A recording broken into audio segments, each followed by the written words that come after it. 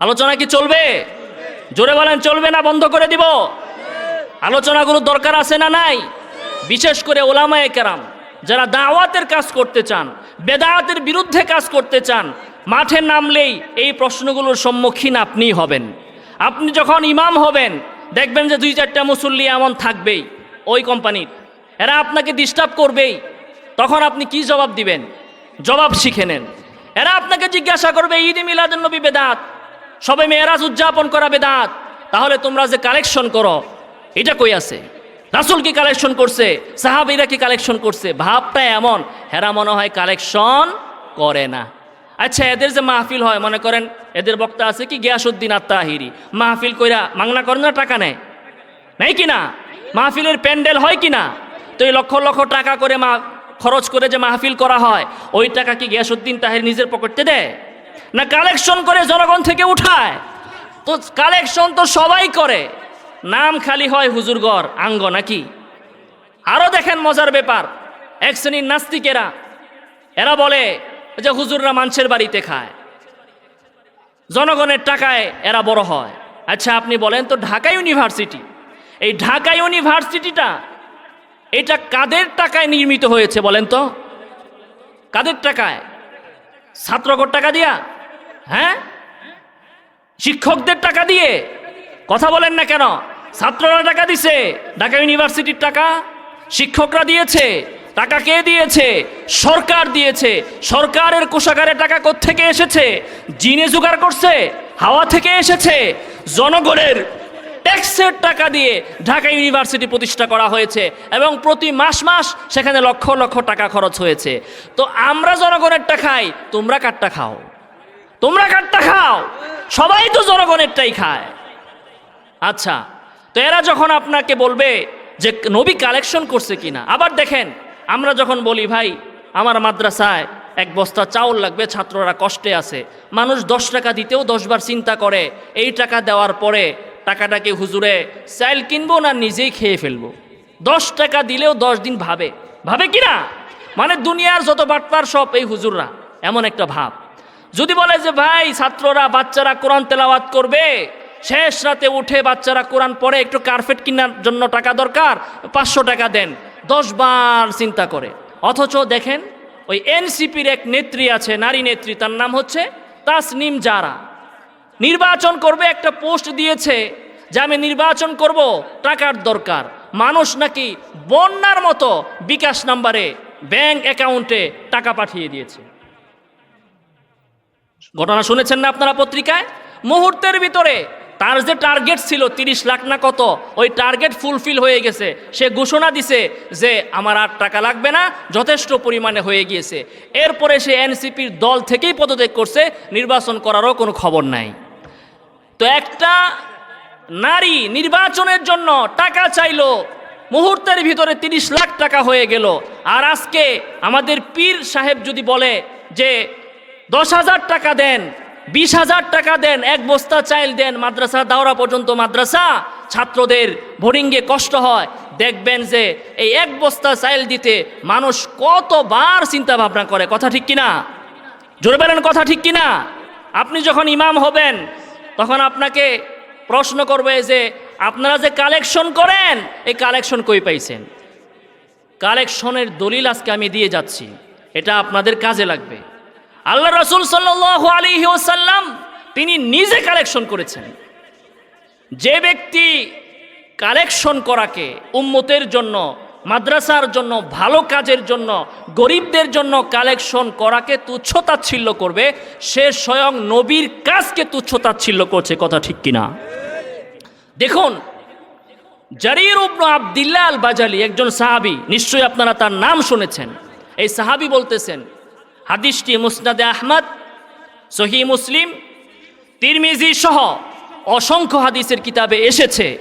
তিনি বলেন, কুন্না জুলুসান ইনদা রাসূলিল্লাহি সাল্লাল্লাহু আলাইহি ওয়াসাল্লাম ফি সাদরিন নাহার, যে দিনের শুরুতে আমরা রাসূলের দরবারে বসা ছিলাম। কে বলতেছেন?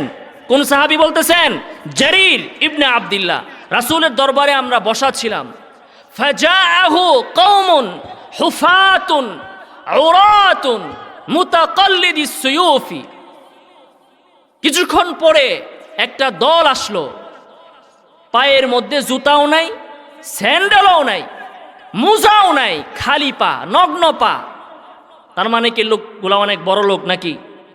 কি বোঝা গেল? অসহায়।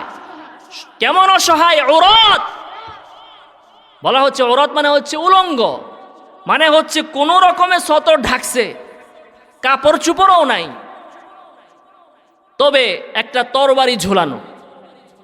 আগের দিনে মুসলমান হোক বা গাইরে মুসলমান হোক, নিরাপত্তার জন্য নিজের সাথে অস্ত্র রাখত। আর বর্তমানে তো আমরা সভ্য জাতি, এজন্য আমরা অস্ত্র টস্ত্র রাখতে পারবো না।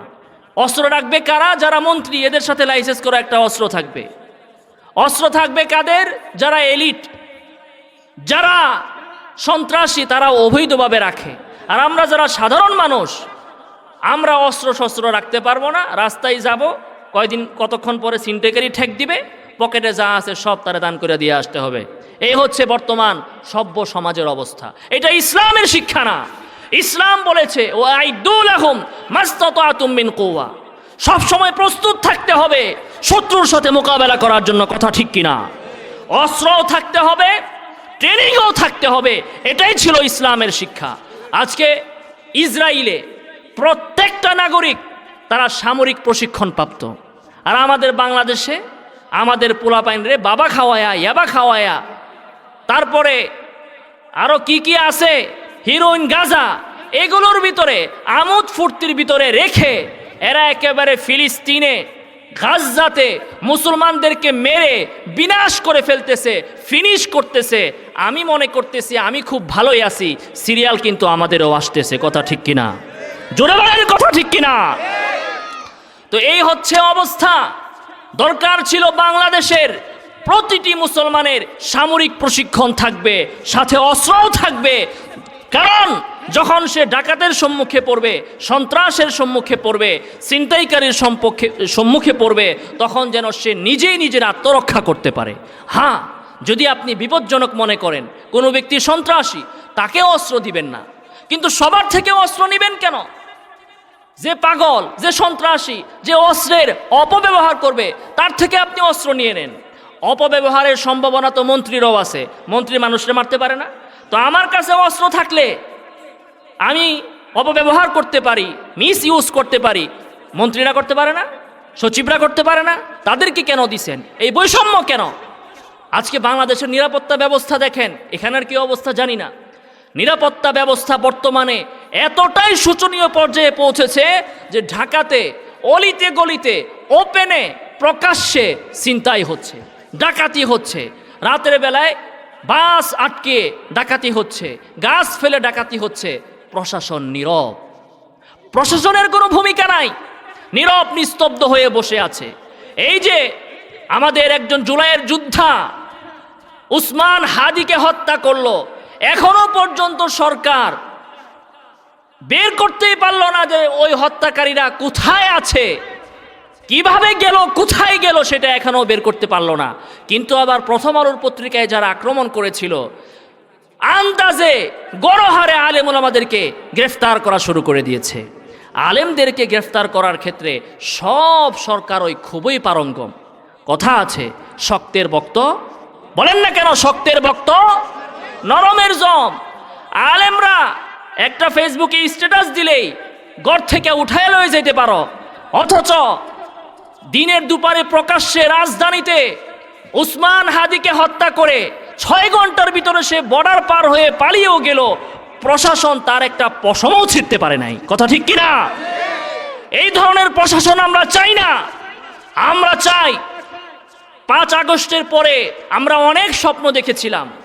আমরা এমন স্বপ্ন দেখেছিলাম যে ডক্টর ইউনূস সরকার হবে, ভারতের বিরুদ্ধে, ভারতের অন্যায়ের বিরুদ্ধে আমরা বলিষ্ঠ ভূমিকা পালন করতে পারবো।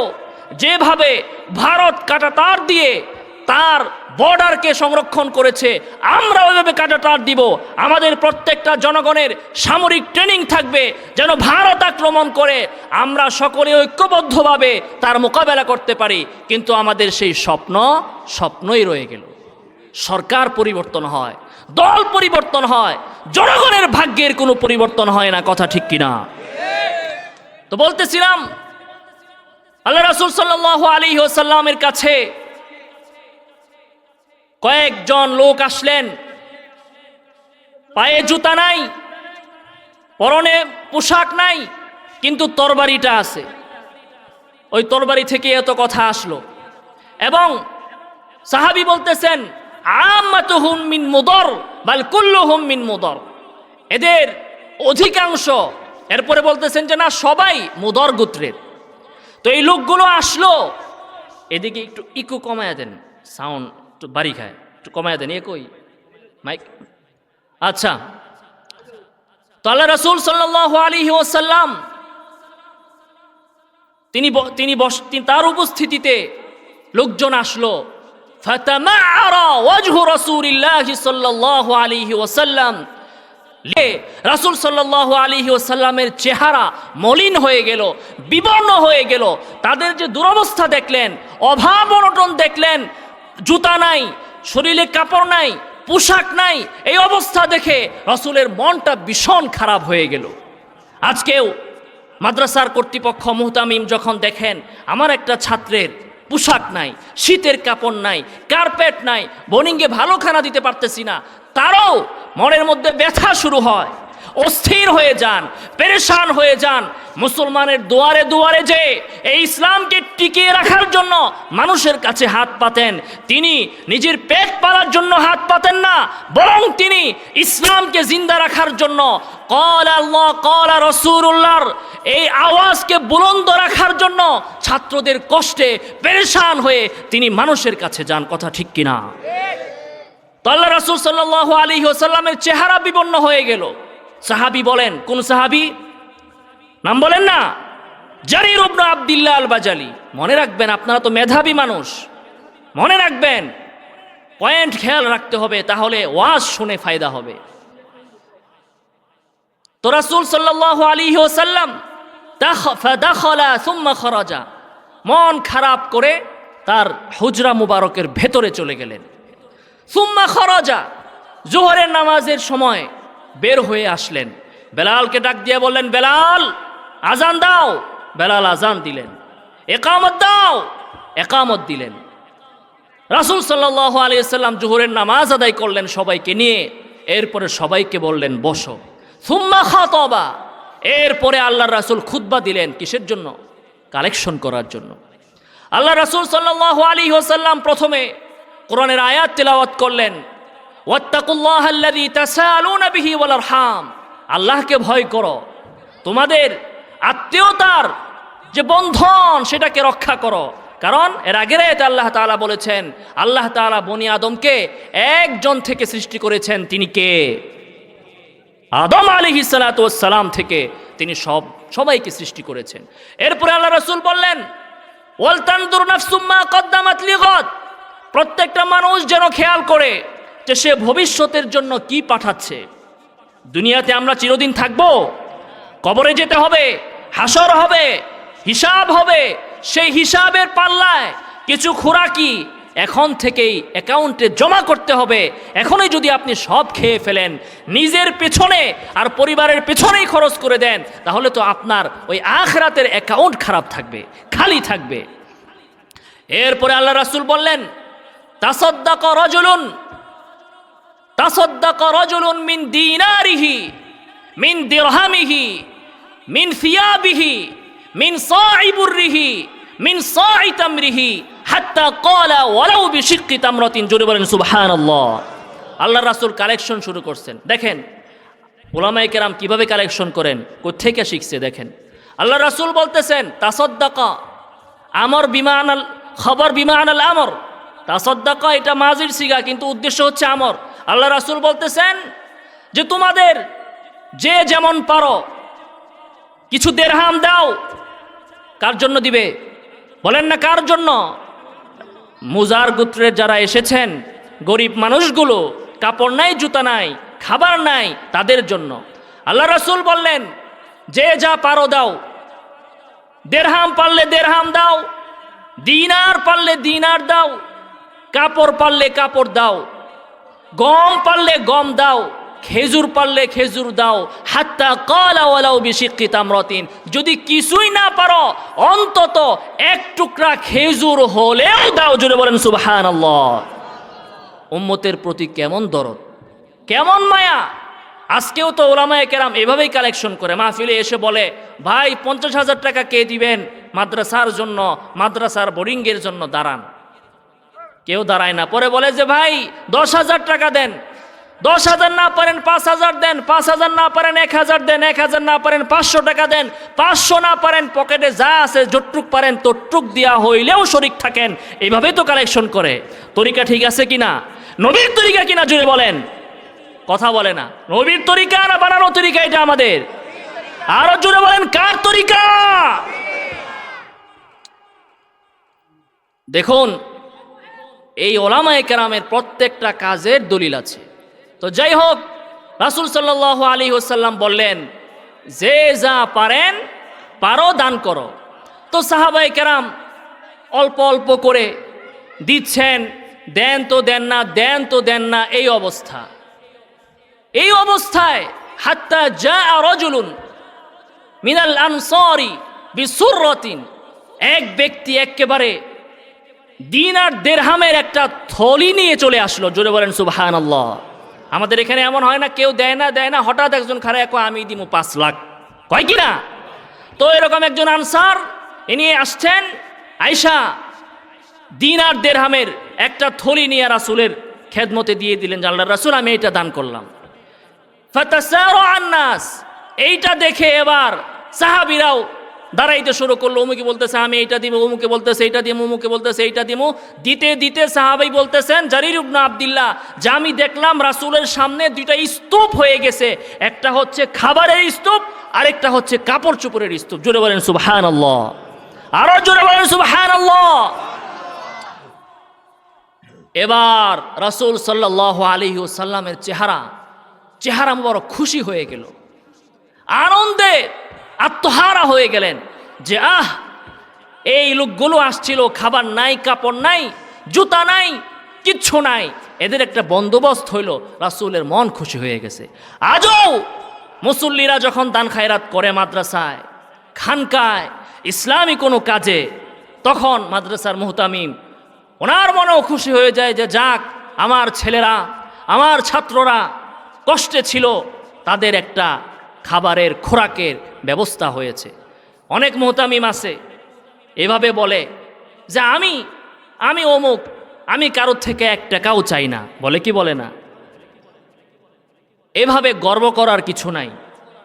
তালিবুল ইলমদের জন্য, মুসলমানের জন্য আরেকজনের কাছে চাওয়া, আরেকজনকে উৎসাহিত করা, যদি সেখানে বেউজ্জতির প্রশ্ন না থাকে তাহলে এটা তাচ্ছিল্যের কিছু না, এটা তাচ্ছিল্যের কিছু না। হ্যাঁ, এক একজনের কাজের রুচি পদ্ধতি এক এক রকম। কোনো মুহতামিম এমন হতে পারেন তার চাওয়া লাগে না, এমনিই ব্যবস্থা হয়ে যায়। আবার অনেকের এমন হতে পারে যে মানুষ জানে না, কাউকে উদ্বুদ্ধ করে এই কাজের সাথে সম্পৃক্ত করা দরকার। নবীও সাহাবায়ে কেরাম থেকে এভাবে চেয়েছেন এবং কালেকশন করেছেন, কাজে এটাকে তুচ্ছ তাচ্ছিল্য করার কিছু নাই। যাই হোক, নবী খুশি হয়ে গেলেন, খুশি হয়ে বললেন মান সান্না ফিল ইসলামি সুন্নাতান হাসানা ফালাহু আজরুহা ওয়া আজরু মান আমিলা বিহা মিন গায়রি আন ইয়ানকুসা মিন উজুরিহিম শাই। জোরে বলেন সুবহানাল্লাহ। আল্লাহ রাসূল বললেন যে শুনো, এই যে একজন সাহাবী সে টাকার থলি নিয়ে আসলো, দিন আর দিরহামের থলি নিয়ে আসলো, আর তার এই কাজ দেখে তোমরা সবাই উদ্বুদ্ধ হয়ে দান করলে, শুনে রাখো এমনিভাবে কিয়ামত পর্যন্ত যে ব্যক্তি কোনো একটা কাজের এইভাবে সূচনা করবে, আরম্ভ করবে, শুরু করবে, যতজন ব্যক্তি তার এটা দেখে তার অনুসরণ করে এই কাজের সাথে সম্পৃক্ত হবে, প্রত্যেকের সমপরিমাণ সওয়াব সেও পাবে, কিন্তু তাদের আমলনামা থেকে 1 বিন্দু কমানো হবে না। জোরে বলেন সুবহানাল্লাহ, আল্লাহু আকবার। তাহলে আপনি একটা কাজের শুরু করলেন, কেউ করতেছে না, আপনি শুরু করলেন, আপনার দেখা দেখি আরো 10 জন করলো, ওই 10 জনের সওয়াব আপনিও পাবেন। তাদের আমল থেকে কমতি হবে না। অপরদিকে মান সান্না ফিল ইসলামি সুন্নাতান সাইয়্যা ফালাহু উইজরুহা ওয়া উইজরু মান আমিলা বিহা মিন গায়রি আন ইয়ানকুসা মিন আওজারিহিম শাই। কোনো ব্যক্তি যদি একটা খারাপ জিনিসের প্রচলন ঘটায়, একটা সিনেমা হল বানাইলো কনসার্ট করার জন্য, অশ্লীল নৃত্য করার জন্য, নারী নর্তকী নিয়ে আসলো, এইভাবে খারাপ কাজের ব্যবস্থা যে করলো, সূচনা যে করলো, শুরু করলো, যতজন ব্যক্তি এই কাজটা করবে প্রত্যেকের সম পরিমাণ গুনাহ তার আমল নামায় লেখা হবে। জোরে বলেন নাউজুবিল্লাহ। ওয়াজ কি বুঝতেছেন? কে কে বুঝতেছেন একটু হাত তুলে দেখান। লিল্লাহি তাকবীর। আরো জোরে হবে লিল্লাহি তাকবীর। হাত নামান। আল্লাহ তাআলা আমাদের সবাইকে কবুল করুন। এই যে আমি হাদিসের শেষের যে অংশটা পড়লাম, এইটা কিন্তু বেদাতিরা একটা দলিল দেয়। ওলামায়ে কেরাম জানেন দলিল দেয় কি না? বেদাতিরা একটা দলিল দেয়। সেটা কি?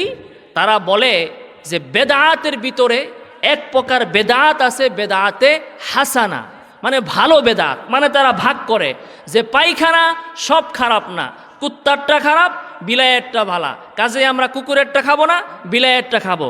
এইভাবে তারা কি করে? বেদাতকে ভাগ করে। তো এরা বলে যে বেদাত ঠিক আছে আমরা মানি, ঈদে মিলাদুন নবী বেদাত ঠিক আছে আমরা মানি, শবে বরাত উদযাপন করা বেদাত, কিন্তু এগুলো বেদাতে হাসানা, বেদাতে সাইয়্যা না। কি বলে? কোন হাদিস দিয়া দলিল দেয়? এই যে আমি হাদিসের শেষের যে অংশটা পড়লাম, বলে যে রাসূল এখানে বলেছেন মান সান্না ফিল ইসলামি সুন্নাতান হাসানা, যে ব্যক্তি কোনো সুন্নতে হাসানার প্রবর্তন করলো। আল্লাহ রাসূল বলছেন সুন্নতে হাসানা। এ বলে যে ব্যক্তি তাহলে নতুন কোনো ভালো জিনিস বানাইলো, তো ঈদে মিলাদুন নবী রাসূলের জন্মদিবস উদযাপন ভালো জিনিস, তো আল্লাহ রাসূল বলছে যে কোনো একটা ভালো জিনিসের প্রবর্তন করবে, সে যতজনই ভালো কাজটা করবে সমপরিমাণ সওয়াব পাবে। তো ঈদে মিলাদুন নবী তো ভালো, শবে মেরাজ তো ভালো, এগুলো আমরা প্রবর্তন করব, যত মানুষ কিয়ামত পর্যন্ত এগুলো করবে সব সওয়াবও আমরা পাবো। এরা বুঝছে কিন্তু উল্টা বুঝছে, জ্ঞান পাপী। আচ্ছা আপনারাই বলেন, আপনারা দেখি কেমন শ্রোতা, পরীক্ষা হবে আপনাদের। এই যে আল্লাহ রাসূল এই হাদিসে বললেন একদম শেষে আয়েশা খুশি হইয়া, যে ব্যক্তি ভালো কাজের প্রচলন ঘটাবে সে যতজন এই কাজটা করবে তাদের সমপরিমাণ সওয়াব পাবে। যে সাহাবীর ক্ষেত্রে এই কথাটা তিনি বলেছিলেন, এই সাহাবী কি কাজ করছিলেন বলেন না? কি করছিলেন? দান করছিলেন। মারহাবা বলেন। মাশাআল্লাহ, আপনারা আলোচনা ভালো করে শুনতেছেন। তো আল্লাহর সাহাবীর ব্যাপারে, যে সাহাবীর ব্যাপারে আল্লাহ রাসূল বলছেন এই কথা, উনি কি কোনো নতুন ইবাদত আবিষ্কার করছিলেন? এই হাদিসের ভিতরেই তো আছে। এখানে উদ্দেশ্য কি? তাদের উদ্দেশ্য হচ্ছে তাওজিহুল কওল বিমা লা ইয়ারদা বিহিল কাইল, একজনের কথা আরেক জায়গায় লাগানো, এক জায়গার মাথা আরেক জায়গার লেঞ্জার লগে লাগানো। আল্লাহ রাসূল এখানে এটা বুঝিয়েছেন, কোনো একটা ভালো কাজ যেটা ইসলামের ভিতরে আছে, ইসলামের ভিতরে আছে, এখন কেউ করতেছে না, তুমি করলা, তোমার এই করার দ্বারা আরো 10 জন করলো, এই 10 জন করলে এর দ্বারা 10 জনের সমপরিমাণ সওয়াব তোমরাও পাবে।